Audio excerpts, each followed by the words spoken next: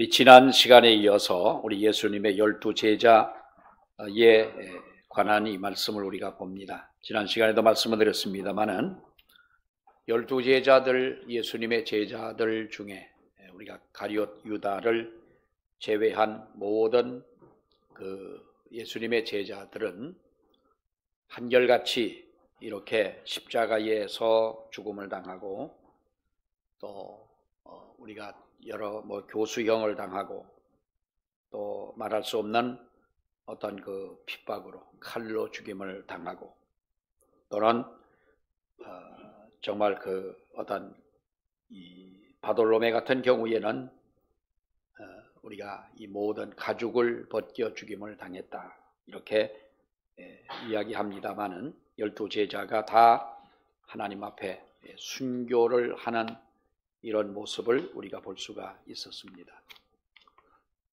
12제자가 더 늘어나서 나중에는 70인의 제자가 되었고 또 70인의 제자들 가운데 바로 거기에서는 정말로 그 많은 당시의 종교의 지도자들이 일어나게 됩니다마는 우리가 그 신기한 것은 70명의 제자들 또 그 다음에 모인 것이 우리가 120명의 요한의 다락방, 마가의 다락방에서 기도하던 120명, 성령 받은 사람들이 120명이다 그랬는데 우리가 그 전에 성경을 보게 되면 예수님이 승천하시는 모습을 바라본 사람들이 500여 명이 됐습니다.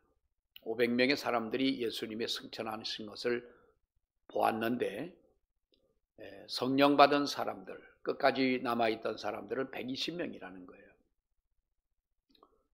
그들이 마가의 다락방에서 기도한 날짜는 한 열흘 정도 우리가 잡습니다. 한 열흘 정도 기도를 하는 가운데 500명이라는 사람들이 예수님의 승천하시는 모습은 보았지만 다 떠나가고 성령 받은 사람은 120명밖에 되지 않더라. 120명도 물론 적은 숫자는 아니었지만은 그보다 더 많은 훨씬 많은 사람들은 다 바로 그 끝까지 너희가 예루살렘을 떠나지 말고 아버지 약속하신 바 성령을 기다려라 하면서 우리 예수님이 말씀하신 말씀을 끝까지 지키지 못하고 바로 하나님의 성령을 받은 사람은 120명이었다. 이 120명이 늘어나 가지고 120명이 늘어나서 더 하나님의 복음을 전할 때에 또 수천 명이 늘어나게 되는 이것이 바로 우리 주님의 제자들로부터 시작되어 온 이 역사인데 우리가 과연 예수를 믿는다고 하는 것이 무엇이냐라고 하는 것을 우리는 제자들의 이 모습 속에서 볼 수가 있죠.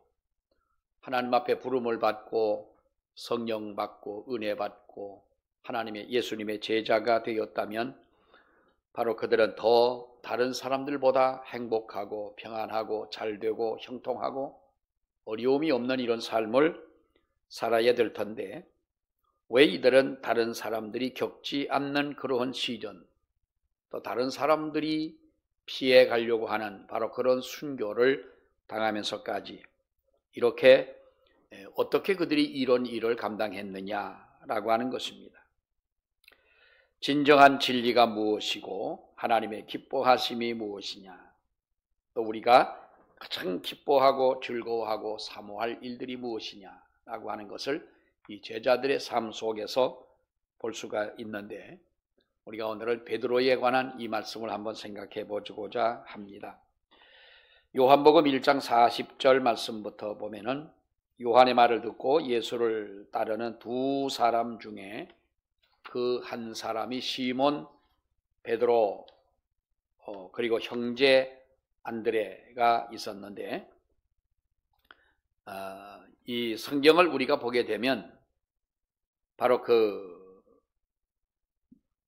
안드레의 그가 먼저 바로 예수를 믿고 예수님을 만나고 이제 자기의 형제인 시몬을 바로 그 예수님에게 전도를 한 것이죠. 말하자면 전도를 해서 바로 그를 예수님께로 데리고 갑니다. 예수님을 만나게 되지요. 예수님이 물론 찾아오시고 또 성경마다 조금씩 우리가 그 만남에 대한 것은 조금 차이가 있지요.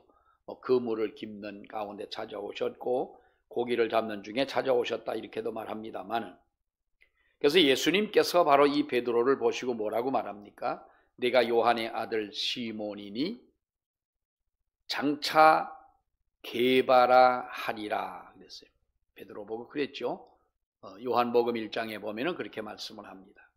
내가 요한의 아들 시몬이니 장차 게바라 하리라. 우리가 그 베드로를 가지고 이렇게 말씀했는데, 우리가 베드로의 삶을 한번 생각을 해 봅니다. 여러분, 우리가 살펴보면 베드로의 그 환경, 그리고 주님을 만나 회심을 하는 바로 그 장면을 성경에서 볼 수가 있는데, 이 베드로라고 하는 사람은 거의 다른 모든 제자와 같이 그는 바로 갈릴리 벳세다라고 하는 지방에서 태어난 사람입니다. 이 갈릴리 벳세다라고 하는 곳에서 바로 그는 태어났고 가버나움에서 베드로는 성장을 했습니다. 우리가 알 수 있는 것은 베드로의 직업은 고기를 잡는 어부였습니다. 그런데 안드레와 형제지간입니다마는 바로 성경에서 베드로의 부모에 대해서는 별로 언급을 한 바가 없습니다마는 예수님께서 베드로에게 뭐라고 말씀했습니까? 누구의 아들 시몬아? 요한의 아들 시몬아 라고 이렇게 부르신 것을 보면 베드로의 아버지의 이름은 요한이었을 것이다 그러는데요. 이 요한이라고 하는 이 이름, 영어로 보면은 존이죠. 존이라는 이름인데, 아마 그때나 지금이나 이 존이라는 이름이 굉장히 많았던가 봐요. 미국에서는 존이라고 하는 이름을 가진 사람이 굉장히 많다. 몇십만 명 이렇게 추산을 하는데 정확한 건 아니겠습니다만, 어쨌든 우리가 이 존이라고 하는 이름을 가지고 있었는데, 이 요한이라고 하는, 그러니까 존이라고 하는 이 이름의 뜻이 뭐예요? 하나님은 은혜로우시다라고 하는 그 뜻을 가지고 있는 이름이 바로 이 요한, 존이죠. 백영명 권사님은 무슨 뜻이에요? 경민은 무슨 뜻이에요? 예? 경민. 경사 경자에 민첩할 경사났네 날마다. 그것도 아주 배로 사람마다 자기의 이름에 어떤 그 뜻을 가지고 있잖아요. 나는 내 이름은 정말 언제도 말씀드리지만 나는 은자예요. 은자의 글경이요. 이게 뭔 뜻이랴? 성은 김가고 은자의 글경인데, 그래서 제 나름대로 해석을 했는데, 제 나름대로 하나님의 말씀은 금과 은보다도 더 귀한 것이 하나님의 말씀이다 했잖아요. 그래서 내 이름은 난 그렇게 해석을 해요. 초등학교 다닐 때는 은경이라고 그러니까 어릴 때는 놀리지 않더니 시골 가니까 애들이 놀리는 거 5학년 6학년 되니까 은경아 하면서 어느 자식들이 아주 막 놀려요. 그래서 내가 내 이름 갖고 놀리는 놈은 내가 쫓아가서 막 그냥 그랬는데, 한 번만 더 그러면 어떡한다 그랬는데, 어릴 때니까 이제 그런 거죠. 근데 가만히 생각을 해보니까 처음에는 그 이름이 그렇게 나빴어요. 조금 더 성장을 하니까 이제 그 어떤 사람이 그래요. 군대에서 어떤 사람이 날 보고 너 이름 본명이냐? 그래서 그럼 본명 안 가지고 군대 간 놈이 누가 있겠어? 네? 내 이름 안 가지고 사는 사람이 누가 있겠어? 본명입니다. 그러니까 어떤 사람은 가만히 있지만 이름이 여자 이름 같네 어쩌네 그럽니다. 우리가 이름이라고 하는 것은 그렇게 바라는 어떤 부모의 마음도 있으니까 이제 그렇게 짓는 거지요. 이름대로 다 그렇게 잘 되겠습니까? 그런데 어쨌든 우리가 이 신앙을 가지고 있는 사람들이기 때문에 이 존이라고 하는 이름을 많이 지어서 하나님은 은혜로우시다 이렇게 이름을 졌는데, 어쨌든 우리가 이 성경을 보게 되면 이 베드로 부모에 대한 이야기는 별로 안 나와요. 요한의 아들 시몬아 하는 때 그 요한이라고 하는 이름이 한번 나오긴 하고, 나중에 보면은 베드로 장모에 대해서, 왜 우리 성경에 보면은 뭐 열병에 걸린 베드로 장모에 대해서 이렇게 잠깐 나옵니다만은, 이 말씀을 우리가 볼 때에 이 베드로는 아버지의 이름은 요한이었지만은, 그러나 그가 이렇게 고기를 잡고 험한 일을 하면서 살아온 것을 보게 되면 우리가 어떤 그런 환경, 그의 가정의 환경이나 뭐 이런 것들을 우리가 생각해 볼 수가 있겠는데요. 근데 베드로가 고기를 잡을 때 우리는 야고보와 요한이 형제이기도 하지만은 같이 고기를 잡는 동업자 아니겠어요? 같이 고기를 잡는 동업자인데, 누가복음 5장 10절에 있는 말씀을 보게 되면 세베대의 아들로서 시몬의 동업자인 야고보와 요한도 놀랐음이라. 예수께서 시몬에게 이르시되 무서워 말라. 이젠 후로는 네가 사람을 취하리라. 사람 낚는 어부가 되게 해주겠다. 이렇게 말씀을 합니다. 여기서 보면은 이 그 중에서도 우리 예수님께서 다른 그 어떤 뭐 요한이나 야고보보다도 이 베드로에게 이렇게 말씀하시고 네가 사람을 낚는 어부를 만들어 주겠다고 하는 것을 볼 때에, 좀 세상적인 말로 보면 그 중에서 베드로는 바로 그 우두머리의 역할을, 리더의 역할을 그가 했다는 것이지요. 여러분, 우리가 보면 베드로는 고기를 잡는 어부는 거친 사람들 아니겠어요? 바닷가에서 고기를 잡고, 뭐 사람이 거친 것은 아니죠. 그 거친 바다에 나가서 고기를 잡는 사람들의 마음은 정말 우리가 볼 때 온유한 마음을 가지고 있는 사람들이 볼 때는 정말 담대한 거예요. 여러분, 배를 타고 어디를 가면 불안합니까? 안 불안합니까? 아무리 큰 배라 하더라도 불안하죠. 불안함이 있지요. 제가 언제 한번 울릉도를 가는데, 울릉도에 뭐든지 배를 탈 때 맨 유리창 있는 쪽에 탔어. 왜 버스를 타도 유리창가에 앉으면은 좋잖아. 그래서 더 좋은가 보다 하고, 이제 거기가 좋은 자리인가 보다 하고 유리창가를 앉았는데, 세상에 서너 시간 넘게 가는데 보이는 게 뭐만 보여요? 바다만 보이고 물만 보이고, 푸른 물만 옆에서 파도만 치고 하는 것만 보이는데, 한 서너 시간 동안 보다 보니까요, 아이고, 그게 거기 앉을 자리가 아니더라. 나중에 보니까 사람들이 그러더라. 이 배가 가면서 얼마나 흔들립니까? 올 때는 좀 바람을 등주고 오니까 덜 하지만, 갈 때는 뭐 배가 출렁거리니까 다 멀미를 하는 거예요. 그러니까 어떤 분이 그래요. 배는, 요거 아주 꿀팁인데, 그냥 맨입으로 가르쳐주면 안 되는데, 배를 탈 때는 앞에도 타지 말고 뒤에도 타지 말고 옆에도 타지 말고 제일 가운데 앉으래야. 그래야 멀미가 많이 덜하대. 양쪽에서 늘 뛰는 사람들은 막 미친 사람처럼 뛰지만, 가운데에서 앉아있는 사람은, 널 뛰는 가운데 앉아있는 사람이 있죠. 너를 중심을 잡아주기 위해. 그 사람은 별로 움직이는 게 그다지 크지가 않아. 그 원리라는 거예요. 그걸 가르쳐주면 진짜 가르쳐주지. 갔다 온 다음에 멀미난 다음에 그걸.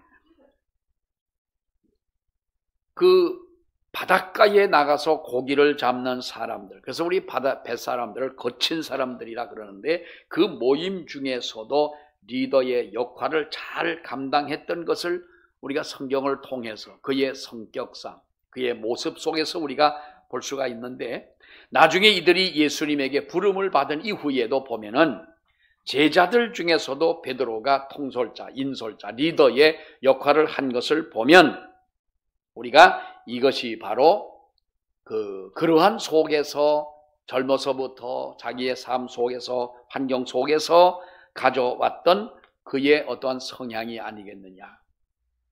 우리가 성경을 보면 베드로는 그렇게 뭐 공부를 많이 한 사람은 아닙니다. 사도행전 4장에 보면 그가 성령을 받고 하나님의 복음을 전하 설교를 할 때에 당시의 관원들과 바리새인들이 뭐라고 말을 했어요? 본래 저가 기탄 없이 말하는 것을 보고 본래 학문 없는 자로 알았다가 이상히 여겼다 그랬잖아요. 그러니까 별로 배운 것도 없다는 거예요. 근데 사실 이들은 배운 것이 없는, 아주 전혀 배운 것이 없는 것이 아니라 유대인들은 우리가 그 가장 기본적으로 회당 교육이 있어요. 회당에서 교육을 받는 교육이 있습니다. 그러니까 어려서부터 한 6살쯤 되면은 뭐 들어가 가지고 회당에서 이제 공부를 하게 되는데, 적어도 어떻게 보면은 유대인으로서 받을 기본적인 그러한 교육 위에는 받은 바가 없다. 그럼에도 불구하고 이 베드로가 다른 제자들보다 앞서서 지도자가 된 것은 여러 가지가 있다고 보죠. 뱃사람으로 단련된 강인한 모습이 있었고, 그리고 베드로의 성격이 아주 그 적극성을 띤 바로 이러한 성격의 사람이었어요. 베드로를 지도자로서의 자질로 바로 이렇게 준비를 하나님께서 미리 하신 것이 아니겠느냐. 여러분, 하나님은 우리 사람들의 한 사람 한 사람 따지고 보면 다 성격이 다르고 생각이 다르고 다 달라요. 그러니까 사람들끼리 모이면 부딪히게 되어져 있어요. 사람들은 우리가 부딪히게 돼요. 그래서 사람을 상대하는 사람처럼 스트레스를 많이 받는 사람들이 없어요. 여러분들이 왜 병원에 가가지고 의사를 찾아갔는데, 뭐 의사가 면담을 하는데, 뭐 1분도 안 하고 2분, 뭐 2분도 안 하고 1분도 안 하고, 뭐 대충 몇 가지 물어보고 뭐 끝나더라. 여러분 보고 하라면요, 들어오는 거 귀신 같을 거예요. 보기도 싫을 거예요. 의사 찾아오는 사람이 건강한 사람이에요, 병든 사람이에요? 병든 사람이. 컨디션이 좋아요, 안 좋아요? 안 좋아요. 인상을 피고 와요, 인상 쓰고 와요? 인상 쓰고 와요. 그래, 그런 사람하고 하루 종일 마주 앉아 똑같은 얘기하면 하다 보면 의사들이 얼마나 스트레스를 받거든요. 정말 우리가 이해가 가지요. 어떤 사람들은 의사라는 게 말이지, 내가 뭐 경상도 어디서 몇 시간 동안 버스를 타고 올라왔는데 3분도 면담을 안 해. 누가 경상도가 살래? 분당에 와서 살고 가까운 병원으로 가지. 그러니까 그런 어떤 환경, 우리 여러분 서로가 성향이 다르고 환경이 다르고 그렇지만 하나님께서는요, 그 사람의 성향까지도, 그 사람의 성격까지도, 그 사람이 자라온 모든 환경 속에 습득한 모든 그런 지식까지도 하나님께서는 유익하도록 사용하시는 줄로 믿습니다. 요한복음 1장 42절에 보면 바로 예수께서 베드로를 보시고 뭐라고 말씀했느냐 하면, 내가 요한의 아들 시몬이니 장차 게바라 하리라 그랬어요. 장차 게바라 하리라.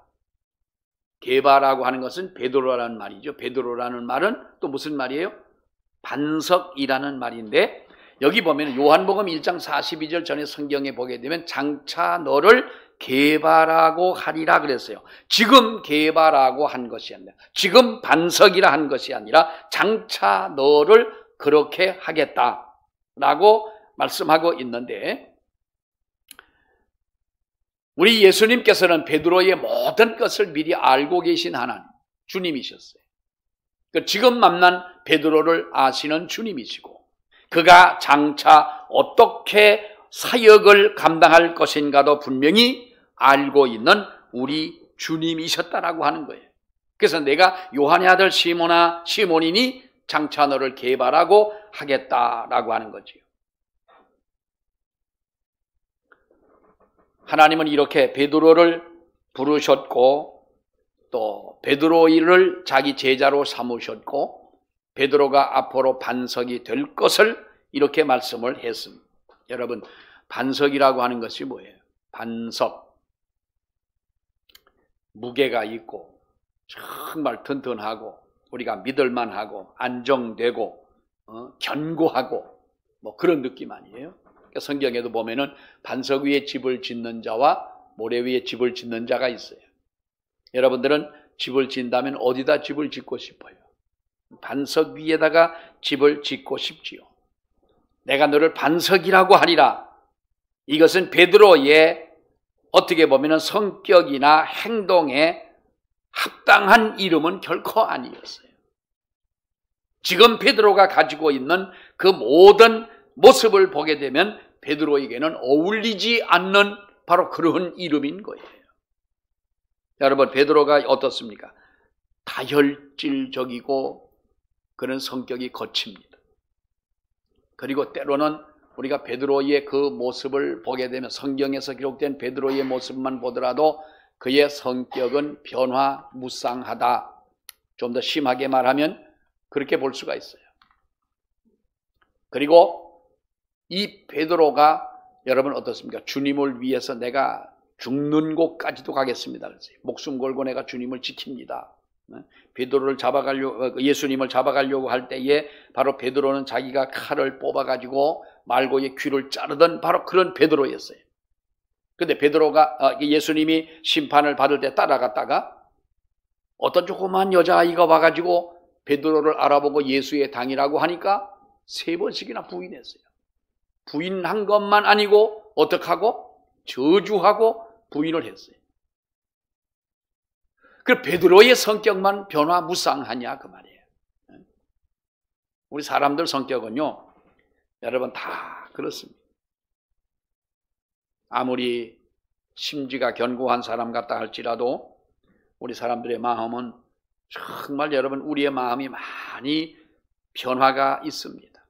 거친 성격, 정말로 다혈질적인 성격, 그리고 변화무쌍한 이러한 베드로, 주님과 동거하면서도 좌충우돌하고 엎치락뒤치락하고 12 제자 중에 수제자이긴 하지만은 그러나 그 급한 성격에 그가 실수를 하게 되고, 이러한 베드로를 우리 주님은 장차 너를 게바라하리라 한 거예요. 근데 여러분 우리가 성경을 보면은요, 주님과 끊임없이 같이 동행을 하고 어디를 가든지 같이 갑니다. 동행을 합니다. 심지어는 변화산에 올라가서 기도를 하러 가실 때도 예수님께서는 베드로와 요한과 야고보를 데리고 올라가십니다.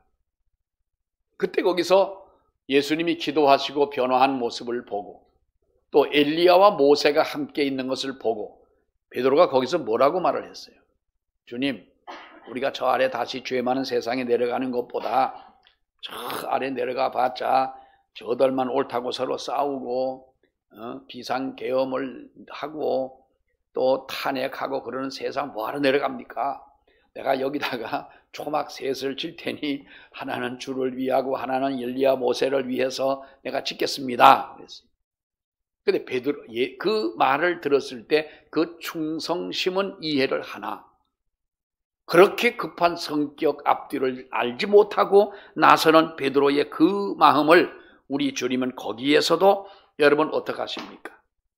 거기에서도 베드로를 위로하고 거기에서도 베드로를 격려해 주는, 깨닫게 해 주는, 마지막에는 바로 그가 예수님을 부인하고 저주할 때에도 예수님의 말씀이 생각나서 그가 통곡할 수밖에 없는 바로 그렇게 주님이 베드로를 찾아가시는 우리 주님. 수많은 실수를 했지만은 많은 세월이 흘러가면서도 그래도 조금씩 변해가는 베드로의 그 마음을 볼 수가 있는 거예요. 이것이 장차 너를 게바라하리라 하는 말이에요. 여러분 우리가 하나님 앞에 소명을 받습니다. 성령의 소명을 받습니다. 그러니까 성령께서 우리를 비추신다는 말이에요. 그래서 우리를 하나님의 자녀로 삼으실 때, 인도하실 때 우리는 거기에서 3가지의 동시적인 현상이 일어나게 됩니다. 하나는 거듭나는 거예요. 중생과. 또 하나는 회심이라고 하는 거예요. 우리의 마음이 이제는 세상을 향하던 우리의 마음이 바뀌어지는 것이고, 여기서 우리가 믿음이라고 하는 것이 우리 마음속에 확신이 생겨지게 되는 거예요. 그리고 우리가 보면은 그 칭의와 수양과 성화와 성도의 견인과 마지막에 보면은 하나님의 나라에 들어가는 영화의 과정, 이것이 바로 우리가 성화의 과정, 구원의 서정, 뭐 이렇게 이야기하는데, 우리는 지금 구원 받았어요, 안 받았어요? 구원 받았어요, 안 받았어요? 구원을 안 받았다고 말하면 믿음 없는 사람 같고, 구원을 받았다고 하자니 껄쩍지근하기도 하고, 구원의 확신은 있으나 우리가 구원의 완성은 이루지 않았잖아요. 그렇죠? 뭐 구원 받았다 이 말이 맞는 말이에요. 우리가 이미 그 구원의 확신을 가지고 살아가는 우리의 믿음, 어떠한 경우에도 흔들리지 않는 이런 믿음으로 하나님 나라에 들어갈 때까지, 우리가 이 영화를 얻게 될 때 우리는 구원 받았다 하지만 우리의 구원은 아직까지도 미완성이라는 거예요. 우리를 가지고 믿는 사람을 우리는 뭐라 그래요? 크리스찬을 우리말로 성도라고 그래요. 성도라는 말이 무슨 말이에요? 거룩할 성자에 무리 도자를 써서 거룩한 무리라는 말이에요. 교회라는 말도 우리가 그런 의미도 혹 있습니다만은 우리는 성도라는 이름을 가지고 살아가지만, 정말로 우리가 완전한 성도이냐라고 한다면 우리는 내가 완전한 성도입니다라고 말하기에는 너무나도 우리는 부족한 부분들이 많지. 하나님 앞에 그렇지 않습니까? 나는 십자가에 달린 예수님을 믿습니다. 구원의 확신을 가지고 있습니다. 장차 주님이 나를 하나님 나라로 인도해 주실 줄 믿습니다. 그리고 뒷받침되는 우리 신앙이 따라야 되는 거잖아요. 거기에서 우리는 확신은 있고, 구원의 확신은 있고, 내가 예수 그리스도를 믿으나 하나님 나라에 가기까지는 나는 아직까지 내 구원은 이루어지지 않은 미완성적 구원의 믿음을 가지고 있는 거예요. 그렇다고 여러분 우리가 구원 받을까 말까 뭐 이런다는 의미는 아닙니다. 자, 우리가 누에고치 잘 압니다. 누에를 칠 때 여러분, 누에 쳐보셨죠? 우리 권사님들은 옛날에 누에 고치 해보셨죠? 해보셨어. 다 해봤어. 안 해봤어도 해봤다 그래요. 뭐 다 뻔히 아는데, 뭐 누에를 칠 때 처음에 무엇을 받습니까? 누에 씨를 알이라고 그래. 알.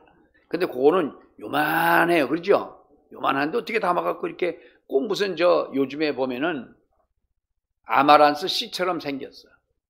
조그만 들깨 씨보다도 작잖아. 작다구려 권사님. 들깨 씨보다 작아, 그죠? 아주 작은 거예요. 근데 그거를 따뜻한 아랫목에 이렇게 놔두면요, 희한하게 거기서 누에가 알을 깨고 나오는 거예요.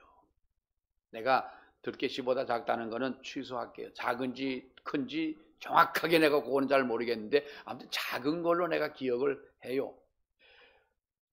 처음에 지금은 뭐 에티오피아, 아프리카 가 계신 어느 장로님이신데, 그 농촌 지도소 강원도 횡성에 지도소장을 하시던 분이 농업 박사 학위까지 받으신 분이 아주 대단하신 분이에요.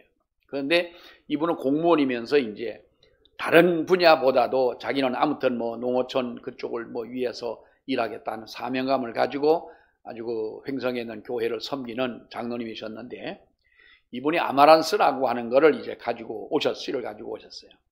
그래서 조금 얻어가지고 그걸 심었는데, 그거를 아마란스가 너무 작아가지고 요게 정말 싹이 날까 싶었어요. 그래가지고 집에서 한번 시험 삼아 어디다 놓고 그 하라는 대로 해가지고 뭐 솜 같은 걸 놓고 물을 적셔주면 싹이 난다. 근데 여기 싹이 안 날 것 같아. 그거를 심어봤더니 거기 싹이 트는데요, 신기한 거예요. 너무 작은데. 근데 이놈이 크기를 시작하니까 큰 거는 한 3m 정도까지 올라가잖아요. 그게 겨자씨가 겨자씨가 조그만 씨지만 그것이 자라서 뭐 새가 깃들이고 한다더니 정말 크게 크는 거예요. 난 지금도 아마란스가 여기 덜어 나는데 보면은 애정이 가요. 그래서 그래 너 하나만 살아라, 하나라도 살아라. 그럼 또 씨가 떨어져 또 내년에 또 날 테니까. 뭐 그리고 그 작은 씨에서 누에가 나오는 거예요. 처음에는요, 뽕잎 몇 개만 갖다 줘도 그것들이 먹고 살아. 처음에는 그것도 아주 얇게 썰어가지고, 아이고 목사님 어떻게 이렇게 잘하셔? 나는 쓸데없는 건 난 안 잊어먹어. 썰어가지고 이렇게 솔솔 뿌려주면 소리도 안 나. 어떻게 보다 보면 다 먹고 똥 싸면 치워주고 한두 번만 먹고 나면 여러분들이 조금씩 크는 거예요. 네 잠만 자고 나면 어디론가 올라가. 왜 올라가요? 집을 짓기 위해서 올라가는 거예요. 근데 우리는 그 잘 안 해봤지만 우리 친구네 집에 가서 내가 그걸 보니 신기하기도 한 거예요. 좀 징그럽긴 한데 만지진 못하겠는데 아무튼 이렇게 보니까 이제 거기는 그 당시 이제 솔가지를 잘라다가 이렇게 방에다 놓고 이 누에를 놓으니까 이놈들이 다 올라가 가지고 솔가지에서 그 솔잎 사이에서 이 집을 짓는 거예요. 나중에는 솔잎에다 집을 지니까 물이 든다 해가지고 이제 뭐 지프로 뭘 만들어 가지고 이렇게 하는 걸 봤는데 보이지도 않는 알에서 누에가 나와 가지고 뽕잎을 먹고 몇 잠 자다 보니 그것이 올라가게 되고 코치를 지었어요. 근데 그것을 따가지고 우리는 팔아버리지만은 가만히 놓아두면 그 단단한 칼로도 잘 안 잘라지는 그 집이 구멍을 뚫고 거기에서 뭐가 또 나와요? 나방이 나오는 거예요. 참 여러분 우리가 자연의 원리를 보면은 정말 신기한 거예요. 사람도 처음에 알 낳으면 어떨까? 따뜻한 데 놓으면은 어느 날 뚝뚝 소리가 나더니 응 하고 별로 재미가 없을 것 같아. 그러니까 사람은 그냥 아기를 낳아라. 그냥 그랬던 것 같아. 그것이 여러분 우리가 어떠한 이렇게 변화되는 한 과정인 거예요. 베드로를 하나님께서 이렇게 사용하시고 그 거친 성격의 사람, 좌충우돌하는 사람, 다혈질적인 사람, 그런 모든 성격을 다 버리고 예수 그리스도의 인도함을 따라 조금씩 변해져가는, 내가 이후에는 너를 개발하리라. 지금 우리가 예수를 믿고 따라가지만 이후에는 내가 너를 하나님의 나라로 인도해 주겠다. 내가 너를 구원해 주겠다는 거예요. 이 십자가의 구원의 확신을 가지고 좌로나 우로나 치우치지 아니하고 주님을 따라가게 된다면 내가 너를 장차 구원해 주겠다. 여러분, 우리는 베드로라고 하는 이 사람을 보면서 누가복음 22장에 보면은 뭐라고 말합니까? 시몬아 시몬아 보라, 사탄이 밀 까부르듯 하려고 너희를 청구하였으나 내가 너를 위하여 믿음이 떨어지지 않도록 기도하였다 그랬어요. 주님은 지금도 우리를 그렇게 바라보시는 줄로 압니다. 12 제자들이 다 처음부터 믿음이 그렇게 충만했던 사람들이 아니고, 예수님과 함께 동행한다고 해서 모두가 다 성자 같은 사람이 아니었습니다. 하물며 우리일까 보냐라는 거지요. 하물며 우리는 눈으로 주님을 본 것도 아니고 하나님의 음성을 우리가 날마다 듣는 것도 아니잖아요. 어떤 분이 아침에 전화를 했어요. 목사님, 오늘 우리 집에 신방 좀 와주실 수 있나요? 오늘 신방할 것 같으면 며칠 전에 얘기를 해 주셨으면 얼마나 좋았겠어요. 그렇죠?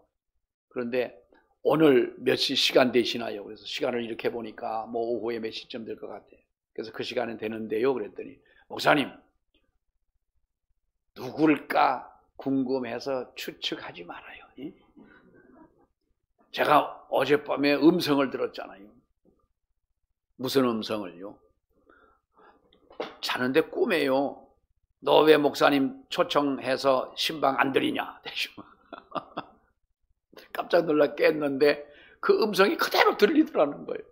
안 되겠다, 목사님 모시고 우리 신방들이 해야 되겠다. 그래가지고 오늘 와서 예배 드려달라는 거예요. 재밌기도 하고 또 그러면 음성을 들려주시려면 한 2, 3일 전에 들려주시든지 하시지. 근데 오늘 와 예배 드려달라는 거는 이제 그 양반의 주장이고, 우리 믿음은 사랑하는 여러분, 우리가 점차적으로 이렇게 우리는 변해가는 우리 신앙이 되어져야 됩니다. 믿음 생활은 내 고집대로 하는 것이 아닙니다. 내 주장을 펼치고자 하는 것도 아닙니다. 오직 우리 주님께서 내 마음속에 나의 급한 성격도, 나의 낙천적인 성격도, 그러나 이 모든 것들을 이리저리 하나님의 말씀에 유용하도록 인도하시는 그 하나님 앞에 쓰임받기 위하여 우리가 주의 말씀에 순종하는 것이 우리가 믿음으로 살아가는 우리의 삶인 줄로 믿습니다. 예수님의 제자로 이들이 마지막에 보면 얼마나 아름답습니까? 그런 아름다운 모습을 남기기 위해서는 신앙은 하나의 결과를 가지고 얘기하는 것이 아닙니다. 결과는 하나님이, 시작과 결과는 하나님의 주권에서 이루어지는 것이지만 우리가 분명히 하나님 앞에 보여지고 세상에 보여주고 수 있는 그것은 우리가 믿음 생활하는 우리의 과정인 것입니다. 과정이 아름다운 우리의 믿음이 돼야 할 줄로 믿습니다. 기도하겠습니다. 은혜로우신 아버지 하나님, 하나님의 사랑을 감사합니다. 오늘도 아버지 앞에 나와 거룩한 주의를 지키며 아버지 앞에 시간 예배할 수 있도록 은혜 주심을 감사합니다. 12 제자를 부르셔서 저들이 주님을 알지 못하고 하나님의 말씀을 알지 못했던 거친 바다에서 고기를 잡고 급한 성격으로 좌충우돌하며 살아왔던 저들이었지만 그러나 그들을 부르셔서 날마다 순간마다 동행하시며 저들을 하나님의 제자로 삼으셔서 하나님의 복음을 전하는 사도로 이렇게 하나님이 사용하신 것은 주님의 은혜요 주님의 역사하심인 줄로 아버지여 믿습니다.